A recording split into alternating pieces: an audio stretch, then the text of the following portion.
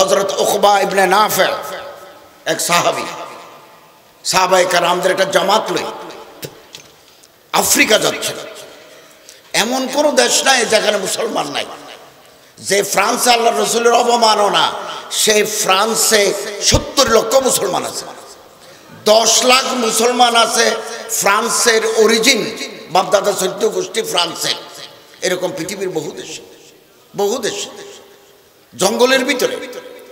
আমি গত বছর মালয়েশিয়ার কুয়ালালামপুর থেকে বিমানে দক্ষিণ চীন সাগর পার হয়ে সাবা দেশে গেছি। সাবা জঙ্গল, এই জঙ্গলের ভিতরে দেখি মসজিদ আছে, মুসলমান আছে, যেখানে বাঘ ভাল্লুক, রাস্তা দিয়ে হাঁটার সময় সাপ আছে। আজ থেকে এত বছর আগে আমরা লক্ষ্য করছি যে এগুলো আলেমদের মেহনতের ফল। নবী করিম সাল্লাল্লাহু আলাইহি ওয়াসাল্লামের সাহাবা উকবা ইবনে নাফে রাদিয়াল্লাহু তাআলা আনহু এক সেনাদল জাইশুল দক্ষিণ আফ্রিকা যাচ্ছে। তো এক জায়গায় গেল, দাওয়াত তাবলীগ তালিম দিয়ে মানুষদেরকে মুসলমান বানাইলো। আমাদের বাংলাদেশেও আমাদের মুসলমান বানিয়েছেন উলামায়ে কেরাম। এই দেশ তো হিন্দুর দেশ। এই দেশটা বাংলা, পূর্ববঙ্গ।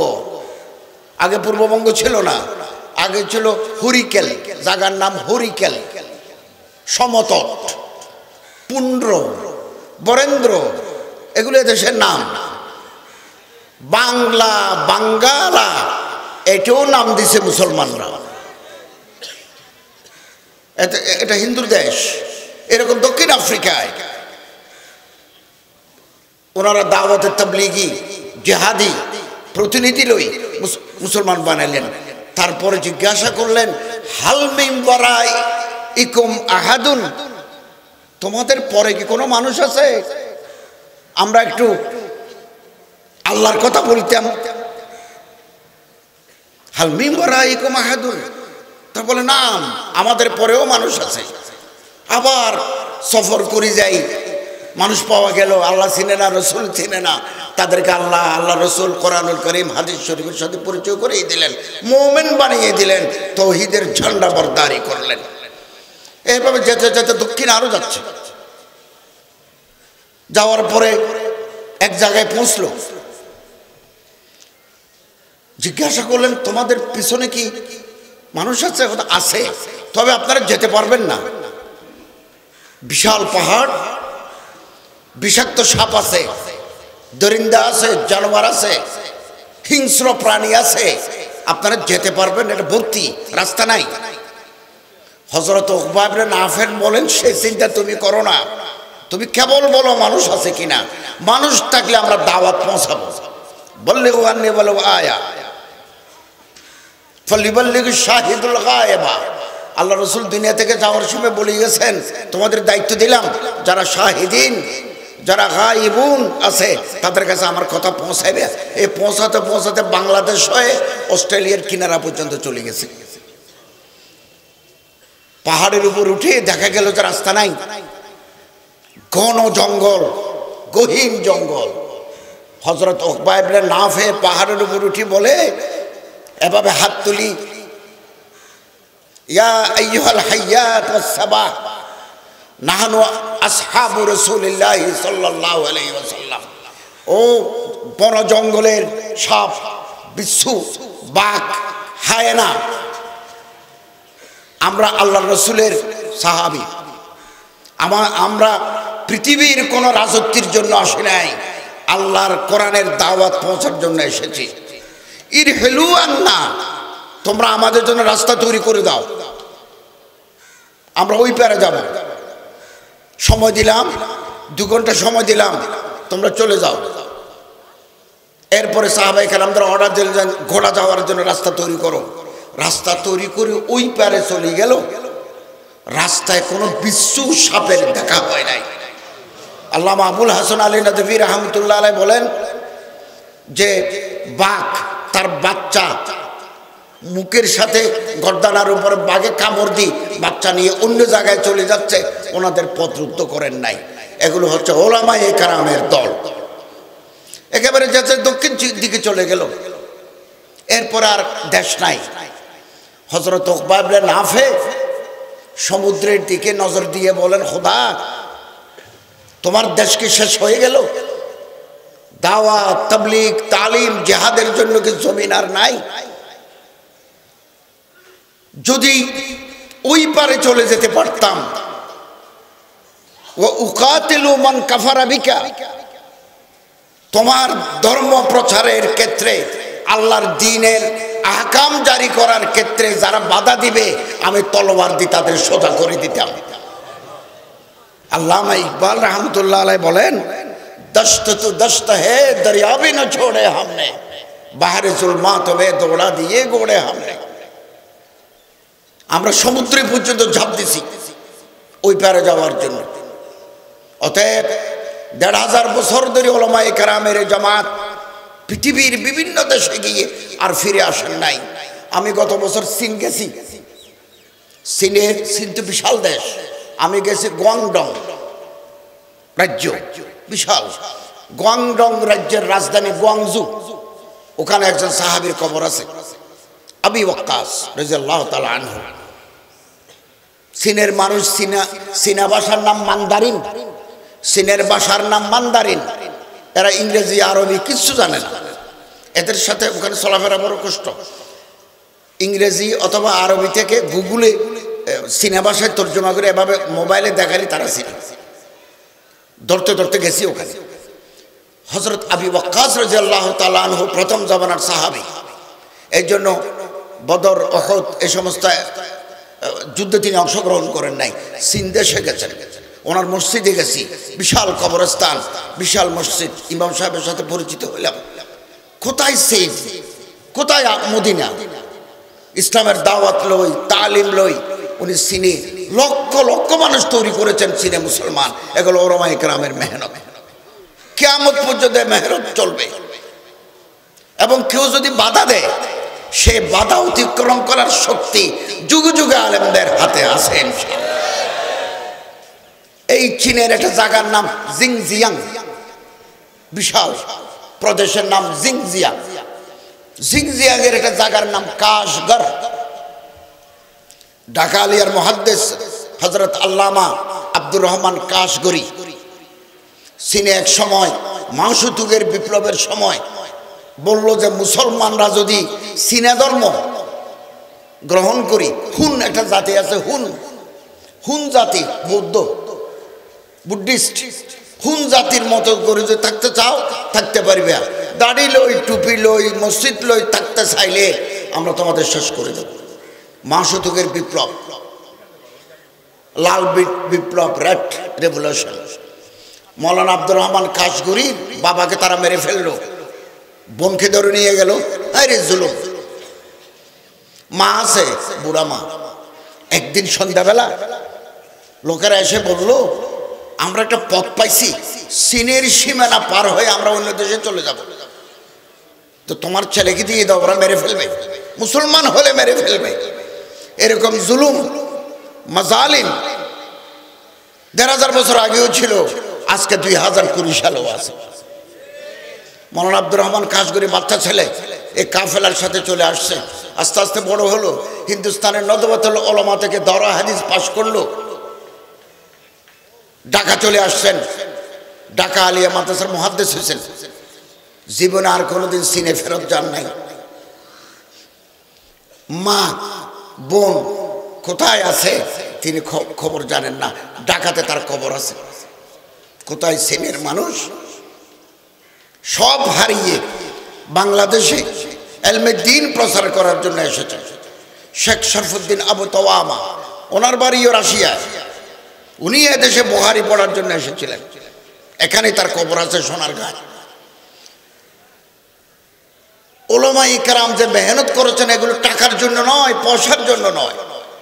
এই সাহাবা ওয়ালা জামাতের নাম উলামায়ে দেওবন্দ। হাকিমুল উম্মত মুজাদ্দিদে মিল্লাত হযরত আল্লামা আশরাফ আলী থানভী জীবনে যত ওয়াজ করেছেন টাকা নেন নাই। এই জমানায় মানুষ নাই, টাকা নেন নাই। যতদিন মাদ্রাসায় পড়াইছেন বেতন নেন নাই? ঢাকায় আসছেন নবাব সলিমুল্লাহর দাওয়াতে, হাকিমুল উম্মত মুজাদ্দিদে মিল্লাত আল্লামা আশরাফ আলী থানভী শর্ত দিয়েছেন, আমার খরচে যাব এবং কোনো ধরনের কোনো হাদিয়া নেব না, ক্যাশও নেব না, কোনো কর্তা টর্তা দিতে চাইলেও নেব না। এগুলো ওলামায়ে দেওবান। এবং হিন্দুস্তানের বুকে যত ফিতনা আসছে সমস্ত ফিতনার মোকাবেলা করেছে ওলামায়ে দেওবান। জীবনে কোনোদিন দালালি করেন নাই। ভারত মহাসাগরে একটা দ্বীপ আছে আন্দামান দ্বীপপুঞ্জ, আন্দামান নিকোবর। এই দ্বীপপুঞ্জে হযরত মাওলানা উজাইর গুল বিপ্লবী ব্রিটিশ বিরোধী আন্দোলনের নেতা, ওনাদেরকে ওখানে কালাপানিয়া বলে, কালাপানিয়া ওখানে পরে করে দিয়েছেন। শত শত আলেম ওখানে শহীদ হয়ে গেছেন, মারা গেছেন। এখনো আন্দামান নিকোবরের মাটি খনন করলে যে হাড্ডি পাওয়া যাবে এগুলো ওলামায়ে দেওবানের। ভারতের বুকে তারা যদি দালালি করতেন ব্রিটিশের, কোটি টাকার মালিক হতে পারতেন। এই দারুল উলুম দেওবন্দ 1866 সনে যে ভারতে প্রতিষ্ঠিত হয়েছে, এটাও বিপ্লবের কেন্দ্রভূমি। এই ধারাবাহিকতা বাংলাদেশে চলছে যুগ যুগ ধরে। উলামায়ে কেরাম হকের আওয়াজ তুলেছেন। ইসলামে যেটা হালাল কিয়ামত পর্যন্ত হালাল, ইসলামে যেটা হারাম কিয়ামত পর্যন্ত হারাম। কোনোদিন হারামকে হালাল করা যাবে না। মুফতি ইজ্জুদ্দিন আব্দুস সালাম তারিখে দাওয়াত ও আজিমত কিতাবে আছে। সিরিয়াবাড়ি বুকের ভিতরে ঈমান আমল, যে আল্লাহর কাছে কি জবাব দেব যদি দালালি করি। যুগে যুগে সরকারের দালালি করেছে, এরকম মৌলবীর অভাব হয় নাই। এবং তারা ভালো আলেম। যুগে যুগে দরবারি মৌলবী, এক শ্রেণীর মৌলবীর দরবারি ওলামায়ে সু, আর এক শ্রেণীর ওলামা মুজাহিদিন ওলামায়ে কেরাম, ওলামায়ে রাব্বানিন। বিপদ এসেছে, জেলে গেছেন, জেলের ভিতরে বেদ্যি পিটিয়ে আদা বড়া করে ফেলেছে জগতের বিখ্যাত ওলিদেরকে, কিন্তু তারা হকের পথ থেকে বিন্দু মাত্র বিচ্যুত হন নাই। তারিখ আপনি আপকে দোহরাতি হ্যাঁ। মুফতি ইজ্জুদ্দিন আব্দুস সালাম সিরিয়া অস্ত্র তৈরি হতো, অস্ত্রের কারখানা সিরিয়া। হযরত ইজ্জুদ্দিন আব্দুস সালাম বললেন, হে আমাদের সরকার প্রধান সালেহ, ওনার নাম সালেহ, যে আপনি খ্রিস্টানদেরকে অস্ত্র বিক্রি করতেছেন কেন? এই অস্ত্র তো খ্রিস্টানরা বানাতে পারে না, তো আমাদের অস্ত্র লই আমাদের বুকের উপর যদি গুলি মারে, এটা তো ইসলামের ইনসাফের খেলাফ। আপনি ডিল চুক্তি বাতিল করে দেন। প্রেসিডেন্ট সালেহ বলতেছেন যে তুমি মৌলবীর কোথায় দেশ চলবে না, আমাদের টাকা দরকার। এই নিয়ে একতলাপ হলো। তিনি বিভিন্ন মাহফিলে এগুলো মানুষকে বুঝালেন যে এটা শরীয়ত বিরোধী কাজ, কাফেরের কাছে অস্ত্র বিক্রি করতেছি আমরা। তো ওনারা জেলে দিলেন, বহুদিন জেলে ছিলেন। জেলের ভিতরেও কোনো আলেম যদি জেলে যায়, জেলের গুন্ডা সান্ডারা ইমানদার হয়ে যায়। অতএব জেল কোনো বড় জিনিস নয়। তো সাধারণ মানুষের ভিতরে মুফতি ইজ্জুদ্দিন আব্দুস সালাম রহমতুল্লাহি আলাইহির মর্যাদা ওয়াকার ছিল। প্রেসিডেন্টকে অনেকে বুঝালেন যে আপনি এত বড় আলেমকে যে বন্দি করে রাখছেন, এ কাজটা ভালো হয় নাই, তো একটা আপোষ করেন। আপোষের জন্য প্রেসিডেন্টের পক্ষ থেকে একটা লোক আসলো, এসে বললেন আপনাকে মুক্তি দেওয়া হবে একটা শর্তে। প্রেসিডেন্ট আপনারা একটা রুমাল হাদিয়া দিয়েছেন, এটা আপনি কবুল করবেন। 2, আপনারা আমরা এখান থেকে প্রেসিডেন্ট প্রাসাদে নিয়ে যাব, আপনি প্রেসিডেন্টের হাতে একটা চুমা দিবেন। আরব দেশে নিয়ম আছে, এক শেখ আর এক শেখকে চুমা দে, কপালে দে, হাতে দে, এখানে দে, চুমা দিবেন। এই প্রতিনিধি আসছে জেলখানার ভিতরে, তিনি ইবাদতে মশগুল। সালাম ফিরানোর পরে বললেন, কি কি কাজে এসেছো? বললেন, এই প্রস্তাব। তিনি সিংহের মতো গর্জে উঠে বললেন, হাদিয়া নিয়ে যাও। আল্লাহর হাদিয়া যেখানে পাই সেখানে জালেমের হাদিয়া আমি গ্রহণ করতে পারি না।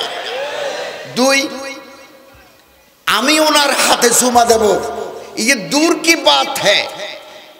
তিনি যদি আমার হাতে চুমা দিতে চান আমি সেটাও রাজি হব না। আমি ওনার হাতে চুমা দেব, আনুগত্য প্রদর্শন করব, সেটা তো দূর কি বাত, দূরের কথা। উনি যদি আমারই চুমা দিতে চান আমার হাতে, আমি তার হাত দেব না। এই মুফতি ইজ্জুদ্দিন আব্দুল সালাম ইতিহাসের সোনালী অধ্যায় রচনা করেছেন। কিতাবে তার নাম আছে, প্রেসিডেন্ট সালের নাম নাই। আব্বাসীয় যুগ, যুগে যুগে ফিতনা এসেছে, আলেমরা তার সদ্যে বাপ করেছেন, আগামী দিনেও তারা করে যাবেন। এই জিরি মাদ্রাসা এরকম আলেম তৈরির কারখানা। পটিয়া মাদ্রাসা, হাটহাজারী মাদ্রাসা, নানপুর বাবুনগর মাদ্রাসা, মাদারসা আরবিয়া আল ইসলামিয়া, এগুলো ওলামা তৈরি করার মার্কাজ, ফ্যাক্টরি, ইন্ডাস্ট্রি। ইমাম আহমদ ইবনে হাম্বল জাবানার ইমাম, 52 খণ্ড হাদিসের কিতাব লিখছেন, মুস্তাদ আহমদ। খলিফা মামুন ক্ষমতায়, খলিফা মামুন ক্ষমতায়। একথা আমাদের মনে রাখতে হবে, এই চেয়ারে যে বসার সুযোগ পাইছি এটাও আল্লাহর দান। কলেজের মাস্টার, কলেজের হেডমাস্টার, স্কুলের হেডমাস্টার, কলেজের প্রিন্সিপাল, বিশ্ববিদ্যালয়ের ভিসি, মন্ত্রী, এমপি, প্রেসিডেন্ট, প্রধানমন্ত্রী, মোহতামেম, এগুলো মনসব, এগুলো আল্লাহ দান করেন। আল্লাহ দান করেন, যাকে চান আল্লাহ ইজ্জত দেন, যাকে চান ইজ্জত কেড়ে নেন। ও তো ইজ্জ মন্তসা, ও তো দিল্ল মন্তসা, বিয়ে দিকেল খায়। বাড়াবাড়ি যদি হয়, কোনো কারণে যদি আল্লাহ নারাজ হয়, এক রাতে দুনিয়া তছনছ হয়ে যাবে। ইতিহাস তার প্রমাণ, একটা নয়, ইতিহাস প্রমাণ। সকালবেলা ভালো অবস্থা, রাতের বেলা সাইক্লোন, রাতের বেলা বিপ্লব, রাতে ভালো, সকালবেলা বিপ্লব। President Gaddafi, powerful ruler of Libya. আমি গাদ্দাফির ভক্ত নই, গাদ্দাফি গুন্ডা, গাদ্দাফি চরিত্রহীন স্বৈর শাসক।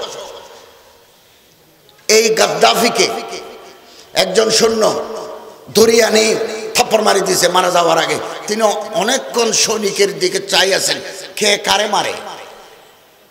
এরকম অপ্রতিদ্বন্দ্বী প্রেসিডেন্ট লিবিয়ার একজন সাধারণ সৈনিক কনস্টেবল থাপ্পড় মারি দিয়েছে, তারপরে গুলি করে হত্যা করেছে তাকে। গুলি করে, লাশ কোথায় কেউ জানে না। যারা ইসলামের বিরুদ্ধে, কোরআনের বিরুদ্ধে বিপরীত মুখে অবস্থান করবে তাদের পরিণতি ভয়াবহ হতে বাধ্য। সম্মানিত হাজরেন, ইমাম আহমদ ইবনে হাম্বল এক দরবেশের দরবারে বসে থাকতেন, বিশির হাফি। প্রেসিডেন্ট মামুন ফিতনায়ে খলকে কোরআন, ধর্মীয় একটা বিষয় লই দেশে উত্তেজনা বৃদ্ধি পেয়েছে। কিছু দালাল মৌলবী প্রেসিডেন্টের সাথে যোগ দিল, কিছু দালাল মৌলবী। ইমাম আহমদ ইবনে হাম্বল, ইবনে নূহ আরেকজন বড় আলেম, তারা বলল না, শরীয়তের যে মশালা, কোরআন এবং হাদিসের যে মশালা, এটার উপর আমরা মজবুত। তখন প্রেসিডেন্ট অর্ডার দিল, দুইজনকে ক্ষমতার দম্ভ, ক্ষমতার দম্ভ। প্রেসিডেন্ট অর্ডার দিলেন যে এই দুইজনকে পায়ের সাথে লোহার শিকল বাঁধি ঘোড়ার পিঠে করে নিয়ে আসো। কোথায়? বাগদাদ, কোথায় সিরিয়া। নিয়ে গেছে এবং মাঝখানে যাওয়ার পরে এক বেদুইন, মুরুচারি, বদ্দু, আরবি, ওনারে বললেন, হে জামানার ইমাম, আপনারা যে বিদায় দিচ্ছি, বিদায় দিতে যাচ্ছি, আমার কলিজা ফাটি যায়। খলিফা মামুন নতুন তরবারি কিনছেন, মামুনুর রশিদ, হারুনুর রশিদ, মামুনুর রশিদ আব্বাসী নতুন তরবারি নিছেন, নতুন বিছানা কিনেছেন এবং তিনি কসম খেয়ে বলেছেন, আহমদ ইবনে হাম্বল যদি আমার কথা মতো না চলে, রাষ্ট্রীয় কথা মতো না চলে, উনি যদি কোরআন হাদিসের কথা বলে, ওনার কথার মজবুত থাকেন, এই তরবারে দিয়ে 2 টুকরা করে দেব। ইমাম আহমদ ইবনে হাম্বল ঘোড়ার পিঠে হাত তুললেন, খোদা আমি মৃত্যুবরণ করতে প্রস্তুত, হকের উপর যেন আমি মজবুতভাবে থাকি, সেরকম ঈমান আমলের ব্যবস্থা তুমি তৌফিক আমারে দাও। আর একদিন বাকি, একদিন গেলেই সিরিয়া দামেস্ক, রাজধানী দামেস্ক, ওখানে খলিফা মামুন বসা। তিনি আল্লাহর কাছে দোয়া করলেন, আল্লাহ তার চেহারা আমার দেখাইও না। একদিন বাকি আছে, খবর আসলো খলিফা মামুন মারা গেছেন। ওনার সাথে আর দেখা হয় নাই। এরপর ওনারা জেলে দিয়েছেন। জেলেও খলিফা মামুনের অনুসারীরা ক্ষমতায়, পায়ের সাথে বেড়ি বাঁধি রাখছে। উনি ইমামতি করতেন জেলখানার ভিতরে কয়েদিদের নিয়ে, বেড়ি অবস্থায়, শিকল লাগানো অবস্থায়। একেবারে কম বয়সে তিনি মারা গেলেন। যেদিন মারা গেলেন, আল বিদায়া ওয়ান নিহায়া ইবনে কাসির কিতাবে লেখা আছে, দালালদের জানাজায় মানুষ হয় না, আর আল্লাহওয়ালা আলেম যারা প্রতিবাদী, হকের উপর মজবুত থাকে, তাদের জানাজায় লক্ষ লক্ষ মানুষ শরীক হয়। ইমাম আহমদ ইবনে হাম্বল যেদিন মারা গেলেন, লাশ আসবে রাস্তা দিয়ে,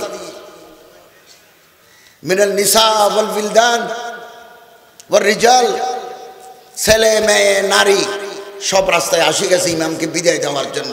বাগদাদের ঘরে কোনো মানুষ নাই, সব রাস্তায়। ওয়ায়ুকাব্বিলুনা বাইনা আইনাইহি, কিছু দূর যাওয়ার পরে মুরব্বীরা বলল, লাশ নামাও, আমরা ইমামের কপালে চুমা দিই।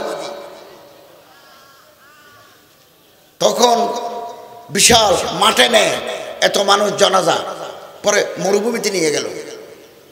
আল বিদায়া ওয়ান নিহায়াত ইবনে কাসির বলেন 25 লক্ষ মানুষ জানাজায় শরীক হয়েছে। সেই জামানায় ইহুদি এবং খ্রিস্টান ছিল, তারাও আসছে দেখার জন্য। কিতাবে লেখা আছে, ইমাম আহমদ ইবনে হাম্বলের বিশাল জানাজা দেখি, মানুষের কান্নাকাটি দেখি, ওই দিনেই 5000 খ্রিস্টান মুসলমান হয়ে গেছে। এগুলো ওলামায়ে রাব্বানীন, ওলামায়ে রাব্বানীন। এবং 200 বছর পর, ইমাম আহমদ ইবনে হাম্বলের ইন্তেকালের 200 বছর পর, তিনি আল্লাহর কাছে দোয়া করছিলেন মারা যাওয়ার আগে, আল্লাহ কাবা শরীফে বিশির হাফি, অনেক বড় বুজুর্গ, ওনার কবরের পাশে একটা জায়গা আছে, ওই জায়গাটা আমার জন্য বরাদ্দ করে দাও না। আল্লাহ কবুল করছেন। বাগদাদ আসার পর তিনি মারা গেছেন, ওই জায়গায় ওনার কবর দিছে। 200 বছর পর ওনার পায়ের দিকে আর একটা কবর খনন করা হবে। খনন করতে গিয়ে মাটি, আরবের মাটি, বালি মাটি, নরম মাটি, মাটি ধসে গেল। ভিতরে দেখা যায় আহমদ ইবনে হাম্বলের পা মোবারক। 200 বছর পর্যন্ত কবরের ভিতরে আল্লাহ ওনারে জীবন্ত রাখছেন, অক্ষত রাখছেন। আমানত কি तरह रखा है जमीन ने अपने सीने में, न एक मोए सरकम हुआ अपना, न एक तारे कफन बिगड़ा। 200 বছর কবরের ভিতরে ইমাম আহমদ ইবনে হাম্বলের কাফনের কাপড় নষ্ট হয় নাই, শরীর পচে নাই। এগুলো ওলামায়ে হক্কানি, ওলামায়ে রাব্বানি। এরকম আলেম আগের জামানায়ও ছিল, এই জামানায়ও আছে। আমরা আলেমদের পাশে আছি, এবং সরকার যদি ভুল করেন সংশোধন করে দেওয়ার দায়িত্ব ওলামায়ে কেরামের। ওলামায়ে কেরামের ভুল হতে পারে, রাষ্ট্র পরিচালনার ক্ষেত্রে ভুল হতে পারে, এটা সিদ্ধান্ত গলত হতে পারে, এটা ইসলাহ করে দেওয়ার দায়িত্ব ওলামায়ে কেরামের। এবং আল্লাহ তাআলা হযরত মূসা আলাইহিস সালামকে বলছেন, হে মূসা, তুমি যখন ফেরাউনের কাছে যাবা, কওলান লাইয়িনান, নরম করে বলবে। এই জন্য ওলামায়ে কেরাম আমরা নরম করে বলছি, যে সমস্ত কর্মকাণ্ড শরীয়ত পরিপন্থী, ইসলামের সাথে সাংঘর্ষিক, এগুলো আমাদের দেশে বন্ধ করতে হবে। নরম কথায় কাজ হয় বেশি, দাওয়াতি উসলুবে কাজ হয় বেশি, সিয়াসি উসলুবে ইন্তেকামের জজবা পয়দা হয়। এটা আমরা মাথায় রাখবো।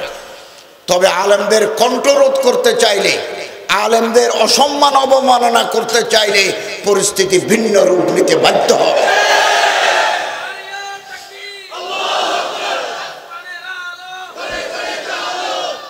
সম্মানিত হাজরেন, কওলান লাইয়িনান, এখন যে পরিস্থিতি তৈরি হয়েছে, ওলামায়ে কেরাম মাননীয় প্রধানমন্ত্রীর সাথে সাক্ষাৎ করতে আগ্রহী যে আমরা ওনাদের কথা বোঝাবো পরিস্থিতির কারণে। তো ইনশাআল্লাহ আজিজ এতেই ফায়দা হবে, এতেই ফায়দা হবে। এবং ইতিমধ্যে আমরা লক্ষ্য করছি ফেসবুকে, পত্রিকায় কিছু নাস্তিক, কিছু মুরতাদ, কিছু ইসলামের শত্রু আস্ফালন শুরু করে দিয়েছে। আমরা তাদের হুঁশিয়ার করে দিতে চাই, আমরা তাদের সতর্ক করে দিতে চাই। আমি গতকাল ফেসবুকে দেখলাম এক কুত্তার মাথার উপর টুপি লাগিয়ে দিয়েছে তারা। টুপি তো আমার মাথায়, আপনার মাথায় টুপি আছে, আমাদের দাম নাই, কিন্তু টুপি তো রসুলের টুপি। কুত্তার মাথার উপর টুপি, ফেসবুকে ছবি আছে, আপনারা দেখছেন। এগুলো করছে কারা? খবরদার, আমরা সতর্ক করে দিতে চাই। এদেশের মুসলমানরা ঐক্যবদ্ধ। আমরা নানা, কেউ এই মাদ্রাসায়, কেউ ওই মাদ্রাসায় পড়েছি, কেউ এই পীরের মুরিদ, কেউ আরেক পীরের মুরিদ, কেউ এক পলিটিক্যাল পার্টি করি, কেউ আরেক পলিটিক্যাল পার্টি করি, কিন্তু আল্লাহ রসুলের, সুন্নত রসুলের, ওলামায়ে কেরামের ইজ্জতের ব্যাপারে আমরা সবাই এক, এবং এক হতে হবে, ঐক্যবদ্ধ হতে হবে কালেমায়ে তাইয়্যিবার তলে। একটা ধাক্কা আসলে আমরা ঐক্যবদ্ধ হই, আরো কঠিন ধাক্কা আসবে, এটা ঐক্যের পক্ষে সহায়ক। আরো কঠিন ধাক্কা আসবে, সহায়ক। আল্লামা ইকবাল বলেন, खुदा तुझे किसी तूफान से आशना कर दे। তুমি যদি দুনিয়াতে টিকে থাকতে চাও, ঘূর্ণিঝড় আসবে, আল্লাহ তোমার কোনো ঘূর্ণিঝড়ের সাথে পরিচয় করিয়ে দিক। আমাদের সাথে ঘূর্ণিঝড়ের পরিচয় নাই। আমরা রোজা রাখি, সেহরি খাই, রোজা ভাঙ্গি, ইফতার করে রোজা ভাঙ্গি। সোমালিয়া, বার্মার আরাকান রোজা রাখতে পারে না, খাবার নাই, দুশ্মন নামাজ আদায় করতে পারে না, আদায় করতে পারে না। এই দেশে যারা ইসলামের বিরুদ্ধে, নাস্তিক্যবাদী শক্তি, উগ্র ধর্ম নিরপেক্ষতাবাদী শক্তি, ধর্ম নিয়ে, ইসলাম নিয়ে আজে বাজে মন্তব্য করছে, আমরা তাদের হুঁশিয়ার করে দিতে চাই। বাঘের বল 12 বছর, এক মাঘে শীত যায় না। এভাবে ছাকা ঘুরে তিলকাল আইয়ামু নুদাবিলুহা বাইনান নাস, কঠিন কঠিন প্রতিশোধ নেওয়া হবে যারা আল্লাহ এবং আল্লাহ রসুল, ওলামায়ে কেরাম নিয়ে আজে বাজে কথা বলে, তাদের বিরুদ্ধে। এবং আমরা দুঃখের সাথে বলি, অমুককে আফগানিস্তান পাঠাই দেব, এগুলো কোন ধরনের ভাষা? এটা কোন ধরনের ভাষা হলো? এটা দায়িত্বশীল মানুষ কি করে কথা বলেন? এদেশের সমস্ত ওলামায়ে কেরাম, এই দেশে, বাংলাদেশে তাদের জন্ম, বাংলাদেশে তাদের মৃত্যু হবে। এই দেশ থেকে কোনো আলেমকে আফগানিস্তানে পাঠাবার ক্ষমতা পৃথিবীর কারো নাই। এগুলো কি কথা? ওলামায়ে কেরাম অত্যন্ত ঠান্ডা মাথায় ধৈর্যের পরিচয় দিয়ে যাচ্ছেন, আমরাও ধৈর্যের পরিচয় দিয়ে যাচ্ছি। আমাদের এই দেশ মুসলমানদের দেশ, এখানকার সংস্কৃতি, এখানকার কালচার, এখানকার তাহজিব ইসলাম মতেই হবে, এবং আমরা পরিচালিত হব কোরআন এবং হাদিস নিয়ে। হাদিস নিয়ে বহু ওলামায়ে কেরাম রাজনীতির সাথে সম্পর্ক নাই, তারা মাদ্রাসা নিয়ে আসেন, মসজিদ নিয়ে আসেন, খানাকা নিয়ে আসেন, দেশের প্রেসিডেন্ট কে হইল, প্রধানমন্ত্রী কে হইল, এগুলো তাদের মাথা ব্যথা নাই। তারা নির্বাচনেও প্রতিদ্বন্দ্বিতা করবেন না। নির্বাচন আসলে মার্কা একটা নিয়ে ওনারা যাবেন না, অনেকেই যাবেন, এবং যাওয়াটা তার অধিকার, সাংবিধানিক অধিকার এদেশের মানুষের, যে আমি নির্বাচন করব, পার্লামেন্টারি করব, স্থানীয় লোকাল অ্যাডমিনিস্ট্রেশনে আমি প্রার্থী হব, অধিকার তার আছে। বহু ওলামায়ে কেরামের সাথে রাজনীতির সম্পর্ক নেই, তারা কেবল দ্বীন ইসলাম নিয়ে আছেন। অতএব ইসলামের উপর আঘাত, সংবাদপত্রের ভিতরে, টেলিভিশনের ভিতরে কিছু শয়তান ঢুকেছে, শয়তান ঢুকেছে। শেখুল হাদিস আল্লামা আজিজুল হক সাহেব রহমতুল্লাহ আলাই বুখারীর বাংলা 10টা মাদ্রাসায় তিনি বুখারী শরীফ পড়াতেন। আমরা ওনারে দেখছি, আমি ওনার জীবনে লিখছি শেখুল হাদিস আল্লামা আজিজুল হক সাহেবের। ওনাকে বাংলাদেশের একটা TV television centre Jamuna TV খামাখা ওনাকে রাজাকার, উনি বাংলাদেশের দুশ্মন, এই সেই আজে বাজে কথা বলছে, একেবারে মিথ্যা ভিত্তিহীন। তো ওনার ছেলেরা মৌলানা মাহফুজুল হক সাহেব, মৌলানা মাহমুদুল হক সাহেব প্রতিবাদ জানালেন যে এটা মিথ্যা কথা দিয়ে একটা মানুষ জান্নাতে চলে গেছে, যারা কবরে চলে গেছেন তাদের নামে বদনামি অপমান সূচক কথা কোনো ভালো মানুষ করতে পারে না। এটা কোনো নর্মস নয়, সাংবাদিকতার ভিত্তি নয়। বুধবারে মৌলানা মাহমুদুল হক সাহেব কালকে তকরির করেছেন, ওনারা সময় দিলেন শুক্রবারের ভিতরে যদি যমুনা টিভি ক্ষমা না চায়, যে কথা বলেছে সেটা যদি উড্র না করে তুলে না লয়, শুক্রবারে 10 লক্ষ মানুষ যমুনা টিভি ঘেরাও করে। বুধবারে কথা বলার পরে বৃহস্পতিবারে টেলিভিশনের পক্ষের লোকেরা আসি ওনাদের আজিজুল হক সাহেব রহমতুল্লাহ আলাইহির ছেলেদের সাথে বসি মাফ চাইল যে আমরা আর কোনোদিন করবো না। এখন আমাদের দেশের 71 টিভি, আরো কিছু টেলিভিশন সেন্টার আছে, ডিবিসি ওলামাদের নিয়ে টক শো করে অসম্মান করতে চায়, আমরা তাদের সতর্ক করে দিতে চাই। বেয়াদবি বেশি করলে কোটি কোটি জনতা নিয়ে এই সমস্ত টেলিভিশন সেন্টার আগামী দিনে ঘেরাও করা হবে। এই দেশে এক সময় প্রথম আলো ওলামাদের সাথে বেয়াদবি করেছে, আমার এখনো মনে আছে। মিসওয়াক লই, দাড়ি লই, হযরত আবু হুরায়রা নিয়ে এই সমস্ত পত্রিকার ভিতরে শয়তান ঢুকিয়েছে। আমাদের সতর্ক থাকতে হবে। যারা মাদ্রাসার ছাত্র, মাদ্রাসায় লেখাপড়া করে আবার MA ডিগ্রি লই, এই সমস্ত পত্রিকার ভিতরে আমাদের ঢুকে যেতে হবে, না হলে এদের মোকাবেলা করা যাবে না। কাঁটা দিয়ে কাঁটা তুলতে হবে। আলহামদুলিল্লাহ লোক তৈরি হয়ে যাচ্ছে, ভয়ের কোনো কারণ নাই। বাতিল সে দবনে ওয়ালে আয়া সমা নেহি হাম সো বার কর চুকা হে তু ইমতিহা হামারা। উলামায়ে কেরাম আগেও পরীক্ষা দিয়েছেন, ইমানের পরীক্ষা, আগামী দিনেও পরীক্ষা দিতে প্রস্তুত আছে। ক্ষমতায় কারা থাকবে এটা নির্ভর করে জনগণের ম্যান্ডেটের উপরে। জনগণ যাকে চাইবেন তিনি MP হবেন, তিনি মন্ত্রী হবেন, তিনি সরকার ফরম করবেন। কিন্তু ধর্মের উপর কেন আঘাত? ধর্ম নিয়ে কেন বাড়াবাড়ি? আমার দেশ পার্শ্ববর্তী দেশ ভারত, 100 কোটি মানুষের দেশ, বিভিন্ন দল আছে, বিজেপি আছে, কংগ্রেস আছে, ব্যারিস্টার ওয়াইসি সাহেবের দল আছে, তৃণমূল কংগ্রেস আছে, কমিউনিস্ট পার্টি আছে, বিভিন্ন দল আছে।